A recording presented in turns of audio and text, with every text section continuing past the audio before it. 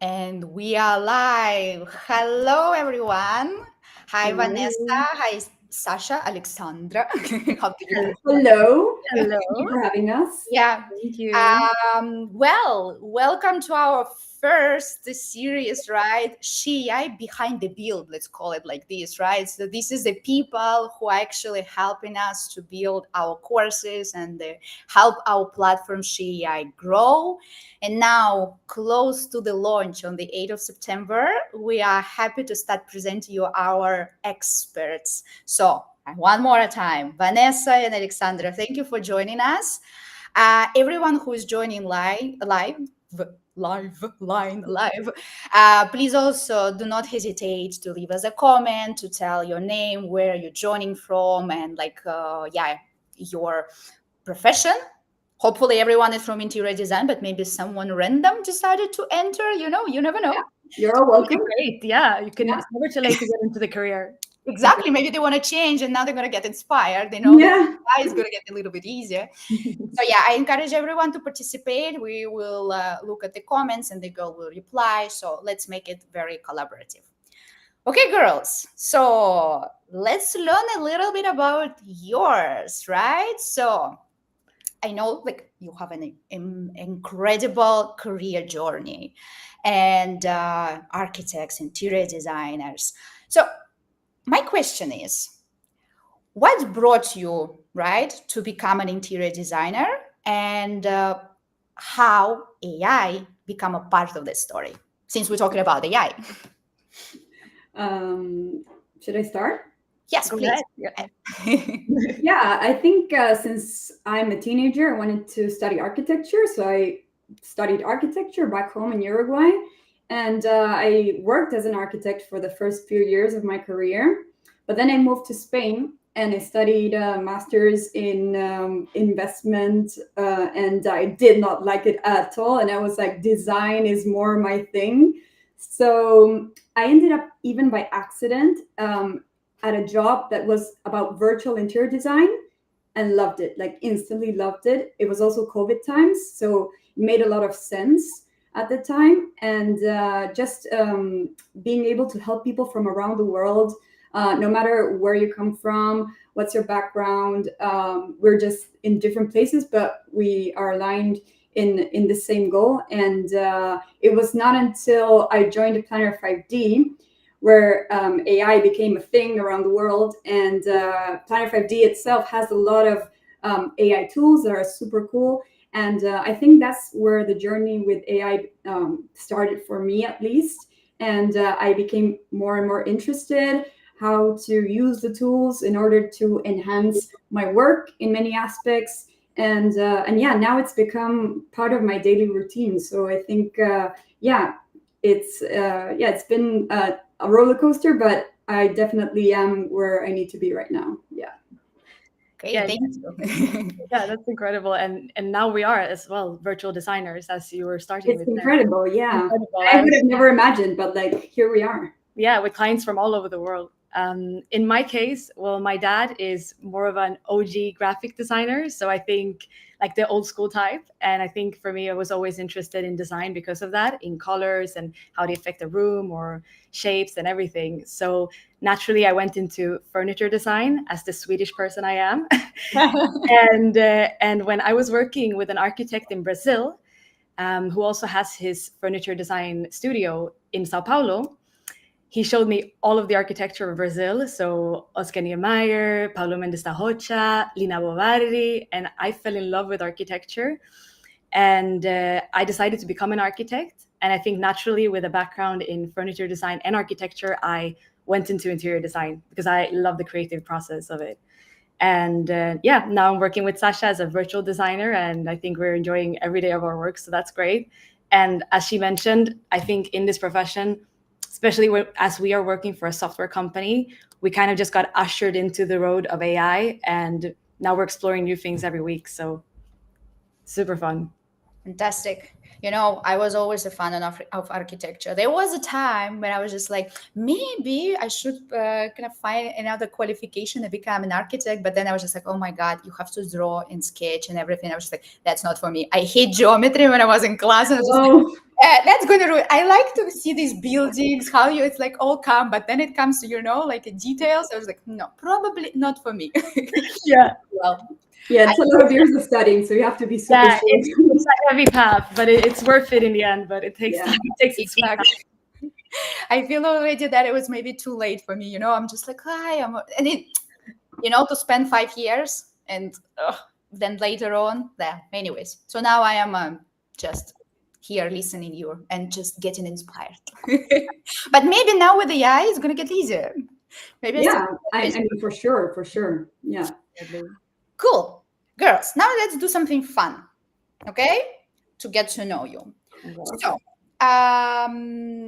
if your design style has a theme song or maybe a musical genre, if you it's difficult to come up with the song, okay, which would it be and why?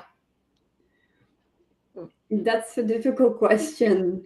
That's a difficult question. Could I answer this by saying, like, for me, it's more like a playlist, just because even in my song choices, it's it's a playlist. It's eclectic. It's a mix of things. It depends on emotions. It depends on the context. And in interior design, I think it depends a lot on the client. So of course, I have my preferences in interior design, but I think it's absolutely important to pay attention to the client and have a grasp on what they want, on what their vision is. So combine a little bit of my taste and their taste and create a totally new genre, let's say. I don't know if this is a valid answer. I know. I mean, it's your design style. That's good. Yes. I Yeah. think you're right, because as a designer as well, you're kind of learning to not suppress, but kind of put your style in the back seat and listen to the client. So, of course, it will be very eclectic. I think it was an interesting question. The first that came to mind when we said rooms was like Jerry Maguire's Virtual Insanity, because I don't know if anyone remembers, but the music video it's a room, and all the furnitures are moving around the room. And I think this is the way I like design. It's like this dynamic. It's fun. It adapts to you. So I don't know. It was just at the top of my head. I think that's Oh, a that's nice. The first thing that comes to that's the point, right? Yeah. And Vanessa, you're a maximalist. So yeah. Because I'm a makes sense. maximalist, so virtual Yeah. insanity feels pretty on top. On point. Yeah. I don't know this song. I think my musical limitations are just like 80s and 90s hard rock, and then electronic music. So I had like a gap, you know, like this come like Cultural. But that's a vibe. That's a vibe in I'll send it itself. over to you later. This is a cultural song. You need to know. Yeah. please send it to me, okay? Yeah. Okay, girls, since we're AI, so we are building a AI team, AI expert team, right, in different areas. Mhm. We decided that we can come up with AI squad. So like a superheroes of She AI, right? Okay. We give you a nickname. So of course we can go and say Vanessa and Alexandra, but it can be a little bit boring, right? Since we're AI company. So why not AI ask to give your nicknames? So I give ChatGPT some information about you, your professional background, what course you are making for us, and a little bit of fun facts which you share with me. Okay. So it comes up with the free nicknames. I'm going to share with for both of you. Please listen and try to see which one you like more and with which one you're going to stick. And I also give you mine. Mine meaning what I think is suit you and I like it. And I also encourage the people who is listening also maybe come up with some voting, right? And vote which suits you best. Okay, Vanessa, you're going to be the first one. Okay. I leave the Sasha for a later because I like Sasha a lot. I'm intrigued. Okay, Vanessa. So, Okay. according to ChatGPT, considering all the background that it has about you, I mean, not all, but some. I cannot share all confidentiality. So, you have Pixel Valkyrie, Ren the Dancer, a Design Sensei. Wow.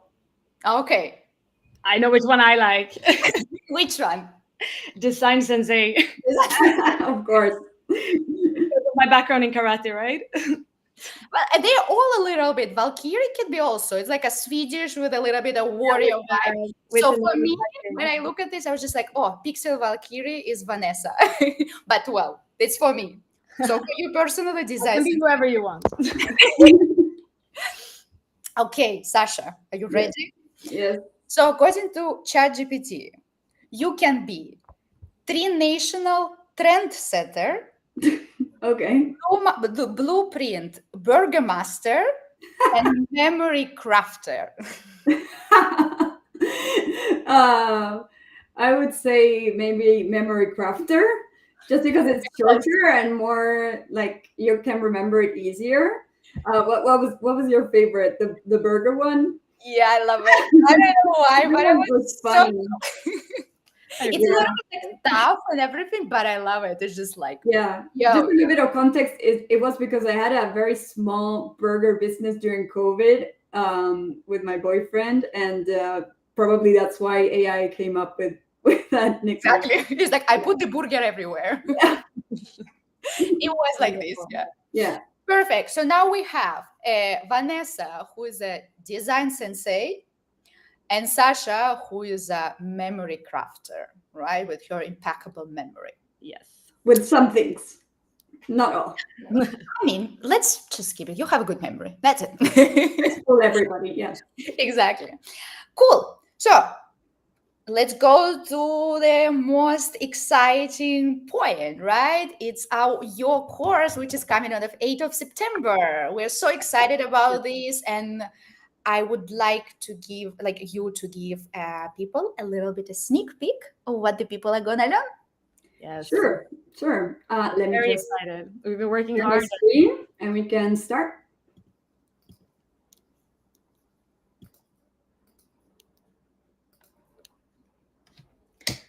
Yes, Sasha. So you'll be explaining a little bit the course introduction and what we're going to be doing with the course, and then we'll jump over to me and I'll show you a bit of Midjourney. Yeah. Can you see my screen, guys? Yes. Okay, perfect. So, as you all know, our course is AI in interior design and architecture. So, what you will learn in our course. We will start our course by with a case study with two invented clients, a couple. So we'll go through all the design phases that we go through when we are doing a project.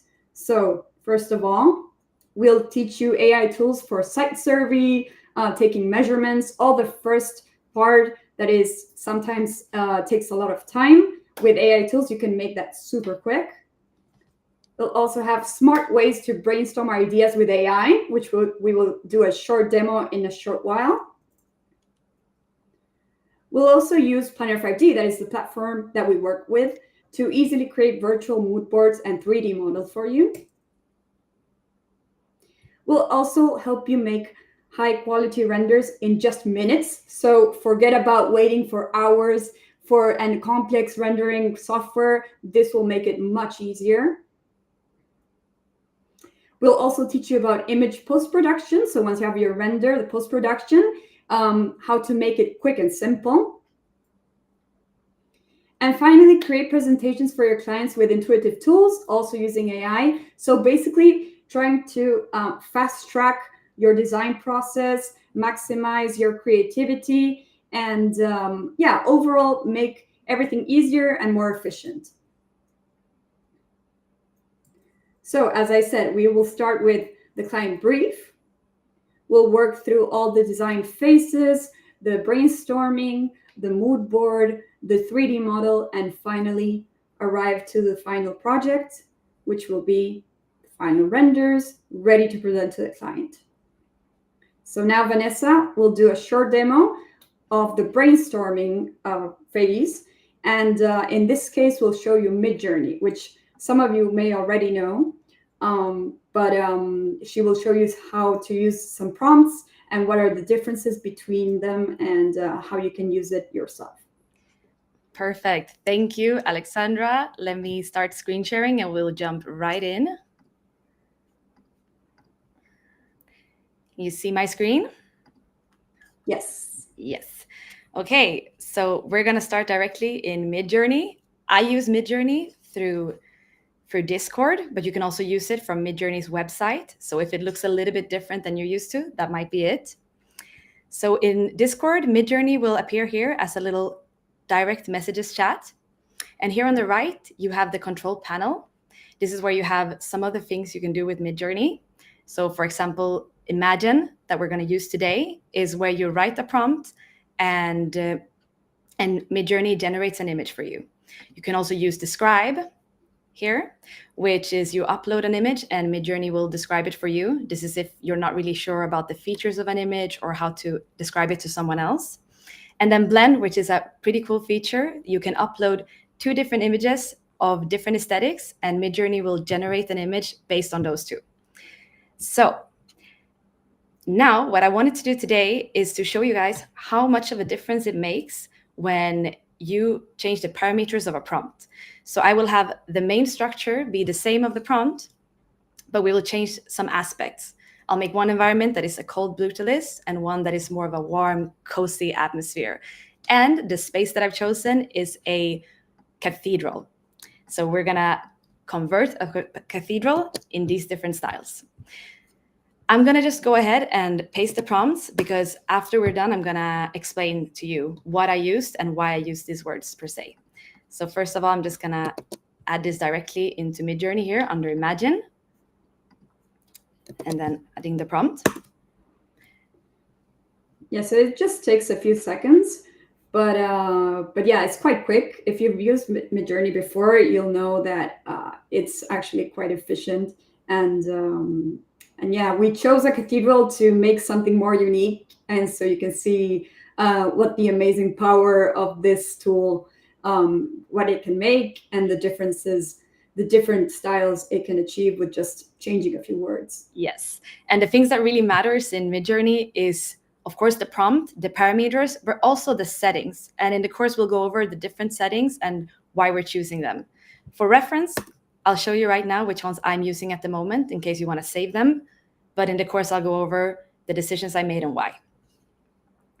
So here we have the first result there and the second.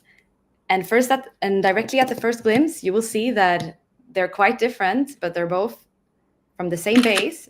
I'm going to print screen these ones, and afterwards we're going to compare those. So when you generate images, you will get 4 outputs. And then you pick which one you like the most, and this is the one that you're going to upscale to get in a better quality. Intuitively, when I look at these, I personally find this one pretty interesting because it has this cold brutalist environment. So I would choose to upscale this one. Here under the images, you will see the upscaling buttons. So you just press U there for upscaling. And then under here, you will have V, which means variation. So let's say we like this image, but we want to see a little bit of a change in it. Then we can just press variation and we will get 4 new images based on this one. And for the other one, let's see, they're all pretty interesting, but I like how dramatic the 4th one is. So personally, although it doesn't have as much detail, but personally, I will go for this one.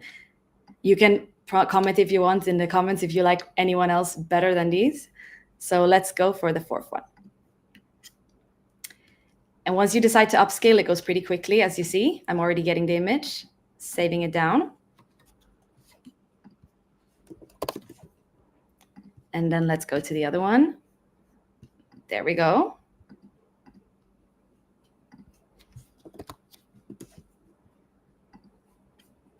And let's look at the variations we made as well. So this was the initial image. And these are the variations we got. So quite different, right? Huh? Quite different. Yeah, you can get pretty interesting results. And what I find also is that when you start making variations, sometimes Midjourney loses the initial prompt. So as you see here, you might get more discrepancies and a little bit more strange things happening into the image. So if you like the first image, I usually recommend you to go for that one. So here we go. We're going to go over the prompt and see what we did. This was the first prompt, the one of the Brutalist Cathedral. And this is the second one of the converted natural, more cozy cathedral. So what matters here? That the base is the same, which is the cathedral, and we have these massive vaulted concrete ceilings. And what changes is the textures, the details, and the light. So for example, cool daylight instead of golden hour light. We have cozy interior instead of brutalist, dark charcoal velvet versus muted earthy tones. So these are the main parameters that really changes the output of your prompt. One thing that I really want to recommend you to do is to always add a camera when doing interior renders. This just enhances the realistic output. And depending on the camera and the lens, you'll get a different result. So you can play around with what you prefer. And let's go back to the images. So just by changing a few parameters, we get dramatically different results. And this is just from a prompt that we created, but in the course, we will teach you how to really prompt. So we will give you a formula that we created that helps you prompt from your mind. So you don't really need to think much, because this structure that we give to you will be like a framework that you can always turn to. So regardless of the type of space you want to make, you can always rely on the framework that we'll be showing you. So in this case, it's more about showing how different spaces can get. But in the course, we teach you how to actually do it and to critically think your way through the process. Yeah, we're just showing you the tip of the iceberg, because Midjourney has so many possibilities. So Definitely. in the course, we will show and develop other uses of Midjourney as well. Definitely. So it was incredible. It was very beautiful images. Some people in the chat was saying like, yeah, it was really amazing. So super exciting to know your technique, what you're using. We have a question. So what do you think about ChatGPT image generator in comparison, for example, with Midjourney? Why you still it's getting better and better. At first, it wasn't great. I think at a first glance, it looks good, because we do have clients that come with like ChatGPT AI generated images of what they want for their home. But then when you look closer, and when they actually say this to us, like, yeah, this is kind of like the idea, but when you see like different things, like AI doesn't understand certain things, or it's not very specific in some other things. So it is great to give you an idea of, for example, aesthetics, colors, and such, but it's not as precise, I would say, as Midjourney at the moment. We never know if in a few months ChatGPT will develop even better image generator. But for now, at least, this is what I've seen so far. Yeah, Midjourney is better. I definitely agree. I think that ChatGPT is great as a plugin. So when it works with other platforms, for example, we like to use Crea AI, and they have a plugin together with ChatGPT. And I think if you want to make iterations or modify images, ChatGPT can be a perfect plugin. But for fast results and accurate results, using Midjourney is just overall smoother, better. They've been in the game of doing this much longer. And I think as ChatGPT develops, as will Midjourney. So for now, Midjourney, definitely. Okay, good. It's interesting perspective. I mean, I like, for me, from the image generators, I really like Leonardo AI. I used to like do this, especially because it also gives you opportunities, to use it as for free, because Midjourney back then was very expensive, and using Discord was a little bit like frustrating at some points, it has a learning curve, right? It can be tricky. It's not like direct. So sometimes it can say you, oh no, I don't want to use it because it's too much, I'm going to go to something more easy. But what do you think, for example, about Leonardo? Have you ever tried? No, not so much, actually. No, because once I discovered Midjourney, I mean, it's everything that I needed for what we do in our job. But definitely, maybe Leonardo AI has uses for maybe other careers better, but Midjourney is the best I've seen so far.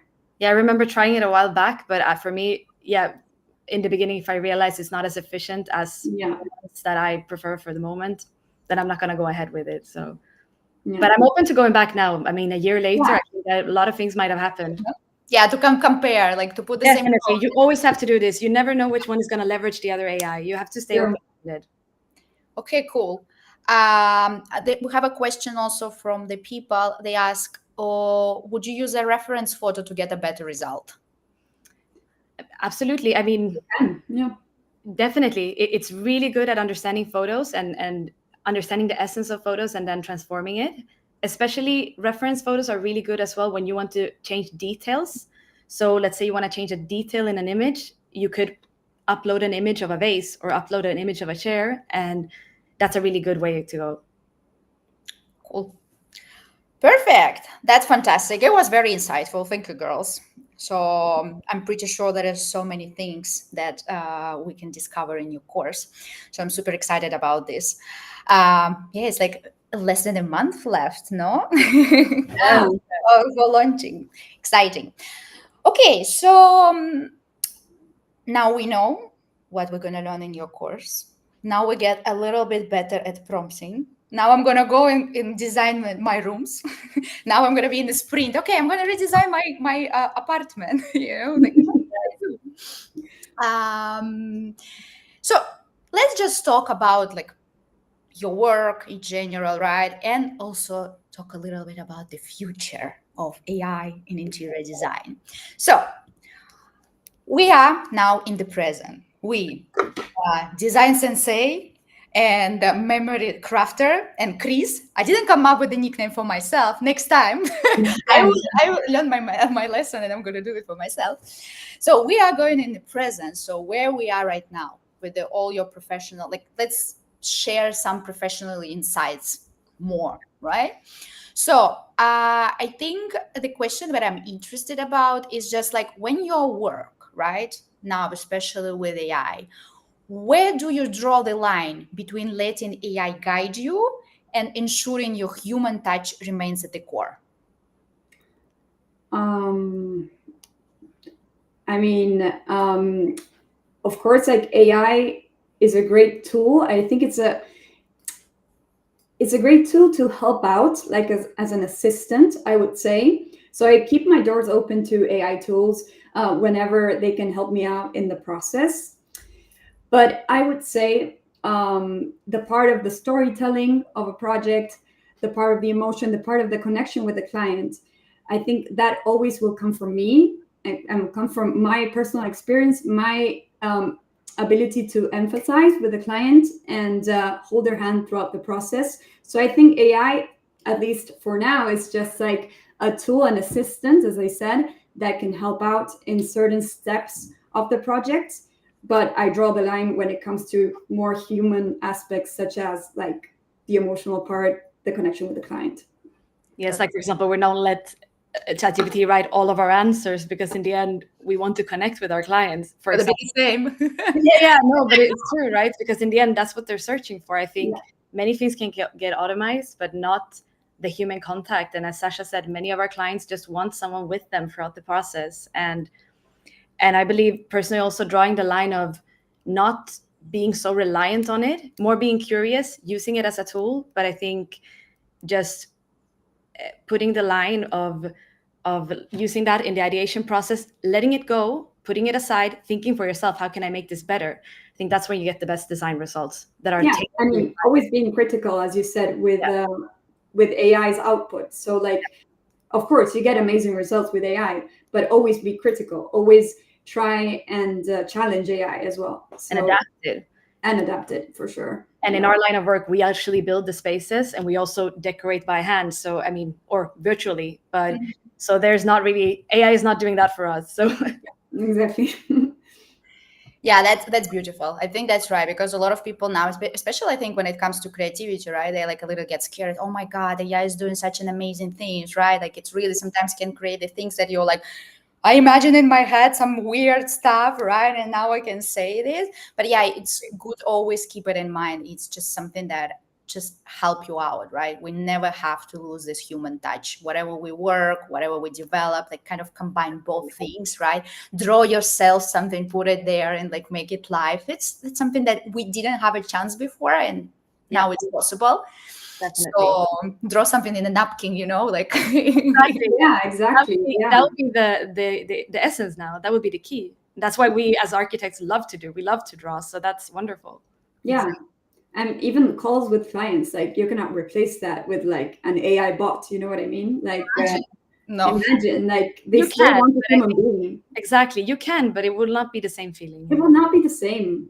Yeah, even though they're getting better and better, right? It is. Like talking in how they preserve the emotions and everything. Yeah. But I agree totally with you. Nothing is going to replace like this, like what we have right now. Imagine our agents right now are sitting there and talking about. Yes, because Imagine. absolutely. I mean, we all had incredible conversations with ChatGPT. So no doubt that it can maybe replace a part of the process. People that wants very fast results, very small, help with small things. But let's say for huge renovations, big projects, that's where we're going to be needed always.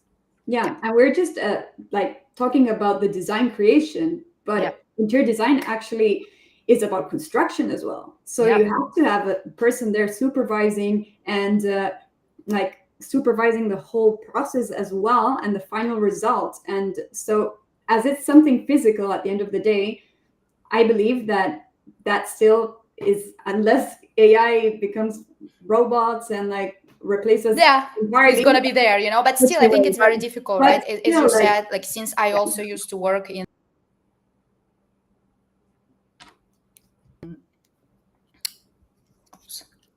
can you hear me now? So when I was working in architecture, so there was like a lot of like expertise, you have to need to get approved, like based on the rules how to build. So in order not to get the window going into the wall or something like this, so this is very important.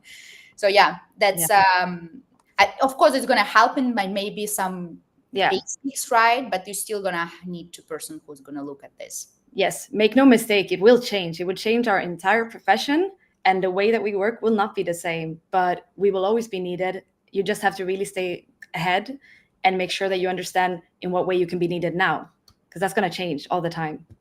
Totally. Preparing for the future. Jobs of the future are going to change. Of course. Cool. Well, so since we started to talk about the future, why we don't talk and try to be a little bit philosophical as well, right? And just to talk about what can be the future of AI in interior design. So I think the first thingy, what I wanted to ask is, how do you see AI changing the definition of creativity in the design, like over the next decade? We talk about this a lot. I mean, we always say this. I think that, the way, I think it can limit creativity a lot for a lot of people, because so many people will be reliant on an output from an AI. So I think there's like two outcomes. Some people will be too reliant and they will lose their creativity, because you have to work on it all the time. To be creative, you have to practice it. And then you have the other part where maybe because AI is helping you with one part, let's say AI is helping you to draw the basis of what you're doing, which allows you to be much more creative later. You have more time and more energy for that. So yeah, I would agree.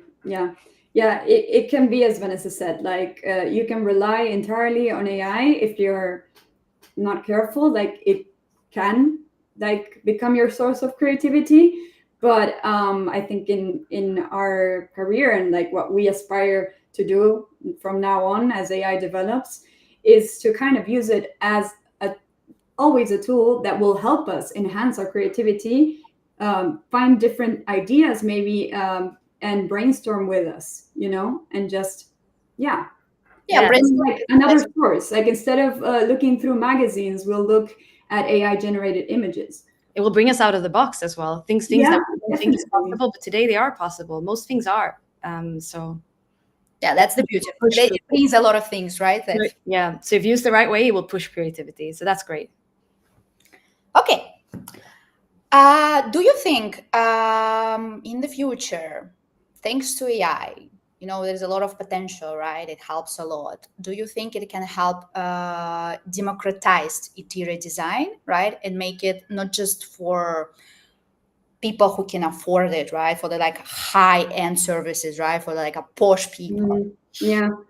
I mean, absolutely. That's what we do in Planner 5D. Like, we offer services that are totally accessible to most people, and we offer our services virtually as well. So this means like we can reach people from all over the world, and I feel that that is very democratizing in that sense. And yeah, and AI can actually make our process shorter and easier, and that means that we can do more projects in less time, and that means we can do it at a lower cost. So I think it does democratize a lot, and the more access people have to services like ours and AI, the more they can also aspire to choose interior design, which maybe before they couldn't afford.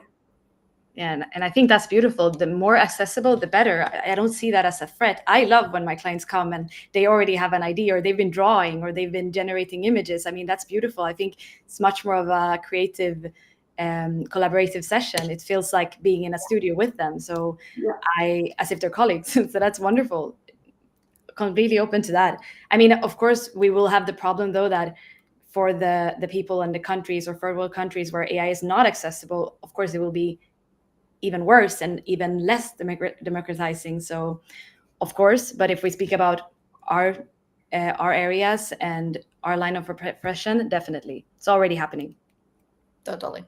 Yeah, we still left behind the people who, yes, as you said, right, do not have access to AI. So, it's still AI is still something that is for the privileged, right? Sadly, yes.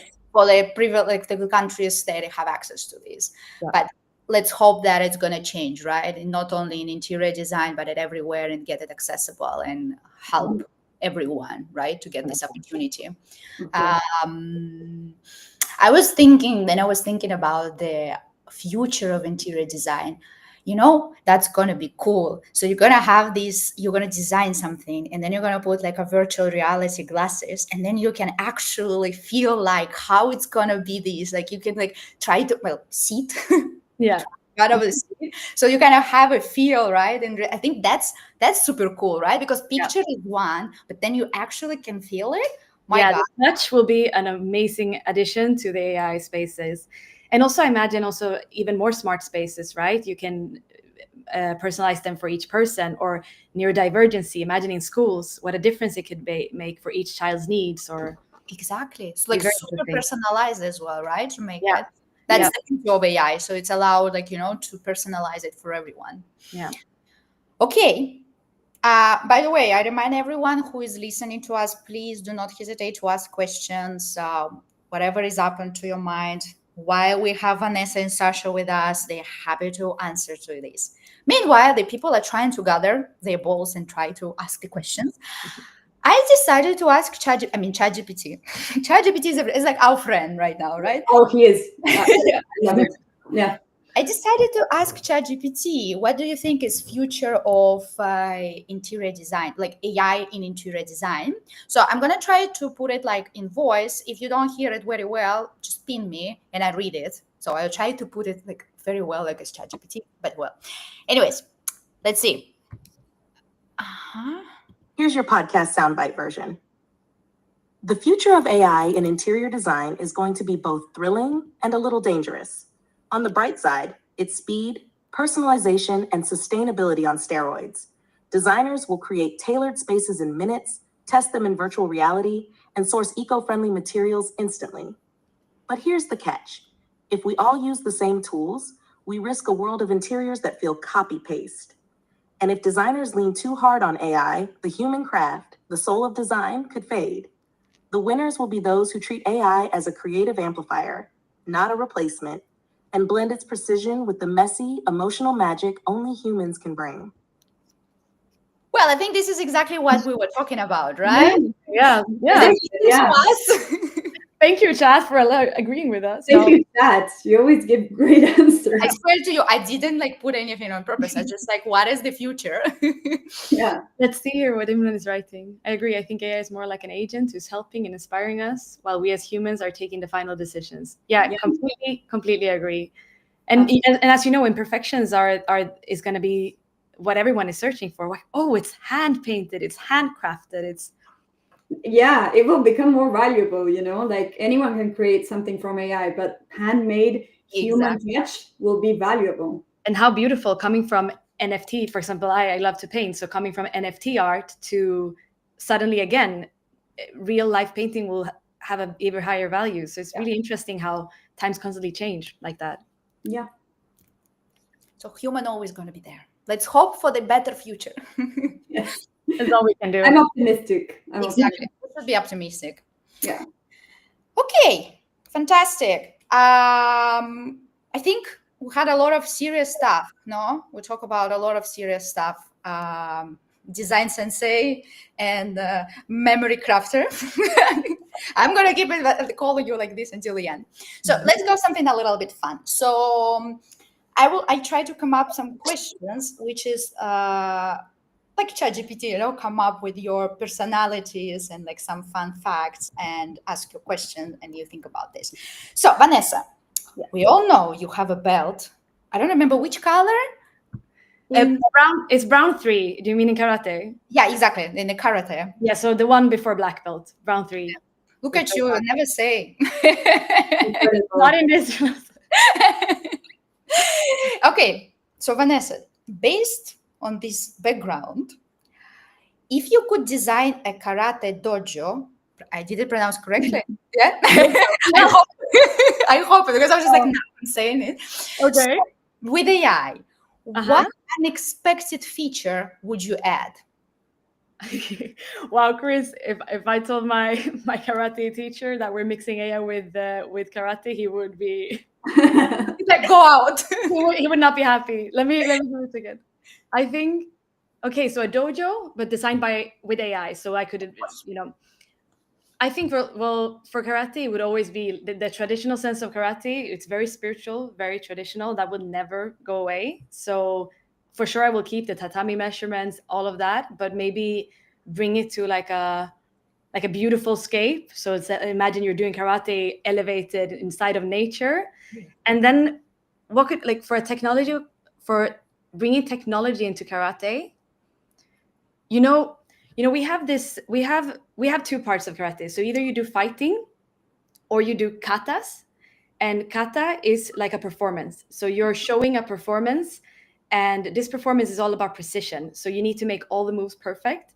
So I imagine, like, what if an AI can maybe monitorize what you're doing so that it can follow, maybe it blinks wherever you step, so that once you're finished with the performance, you can log and diagnose exactly what you made, so you know exactly where you need to improve your steps or where you need to improve. Look at her. That would actually be useful. Maybe even my sensei would appreciate that.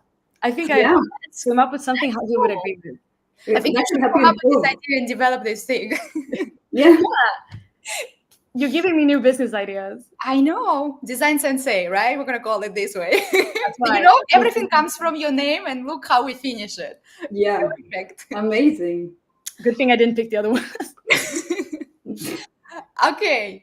Sasha, we know that you have an impeccable memory for the song lyrics especially, right? Yeah. So memory. I mean, that's a good thing. Sometimes when I listen to songs, I don't even understand what they sing. I'm just like, I don't know why, but So, if you had to design a room, okay, inspired by one song, the lyrics of which one you remember, which song would it be, and what would the space feel like? Oh wow. Well, I know so many songs. Choose one. Yeah. Well, I recently was in an Empire of the Sun concert. I don't know if you guys know the band, but it's very visual, very like kind of AI already, like dreamy scenery, costumes, everything. And I would say one of their most famous songs is "Walking on a Dream." So Walking on a Dream. Yeah. So I really like helped by being in that concert and being in that amazing setting, I would imagine maybe like a kind of like a flexible area that is kind of dreamy with pastel colors and just light, maybe somewhere high in the clouds. I just imagine something really crazy, very dynamic. Not a specific room necessarily, but like something that changes all the time, but makes you feel at home and in a dreamy place. That's what I would say. That's what that song at least kind of feels for me. Yeah. Nice. Perfect. That was very beautiful. Did you watch a ChatGPT? Oh, that's it. My chat. Everything is about ChatGPT. Do you like Harry Potter? Yes, I love it. You, Vanessa?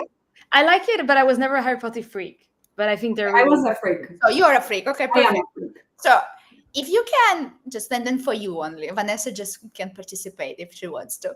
So if design tools had a Hogwarts house, which house would the AI belong to? How do you think? I would say it could belong to two houses. Okay. One, I think Slytherin. Just because it has a dark side. Yeah. And it's very ambitious. It's always like searching for new challenges. And basically that dark side for me is like, you have to be careful. But I think, the ambitious part is there. And also Ravenclaw, because Ravenclaw represents people that are super smart, curious, wanting to learn all the time. So I would say either house would fit AI. Whatever you put the hat, right? So like it really depends if AI is leaning towards the dark side or the brighter side. I would select Ravenclaw or Slytherin. I'm with you. Like I had exactly the same one. So since we're optimistic, right? So let's say Ravenclaw. Ravenclaw, right? With the optimistic future. Let's hope. Yes, hope. It's gonna lean more towards the learning and the curiosity more than the ambitious and the dark side. Yeah, exactly. So, anyways, girls, it was really fantastic. Thank you so much. First of all, thank you so much for being the first wave, of the people who open up this series. Second of all, thank you so much for making it fun and insightful and giving us knowledges and give us sneak peek to the course. I'm pretty sure people are excited to see what you have to offer to them. And I'm reminding again, we're launching on the 8th of September with the course on AI and many more on AI for interior design and architecture, which is led by Vanessa and Sasha, who have been here today. And thank you again for being a part of the move as well, to being the first kind of wave of this. And for many more to come. Hopefully, we're going to have a productive collaboration. And everyone who is on the call as well and the live, Vanessa and Sasha prepared some little surprise and gift for you. So everyone who've been live, we're going to send you the little prompts for you will find out. I'm not going to uncover. So it's going to be like a little prompts that you can already use in Midjourney, or you can try on any other AI image generator tools, right? And maybe you can share the comments, right? They can try it and say, oh, I tried there. So how does it That would be cool. So thank you so much. I also remind that we have a next event on the 19th of August. It's where we be it's called Spill the Tea, where we gather all of us. Any community members can join us there and share their thoughts and everything. And we have a special guest. Her name is Sarah, and she's a founder of Found Her. So she's going to tell her about her journey as an entrepreneur. So sticking. So girls, once again, thank you so much. And I see you soon. Thank you, Chris. It's been incredible. And all of you watching, if you have any questions, don't be afraid to hit us up. You know where to find us on LinkedIn. So just give us a sign. Thank you. You. Not on Design Sensei. That's not where you find me. Design Sensei. No, Design Sensei. I didn't know that you had changed your name. Okay. Thank you. Thank you, everyone. Thank you, guys.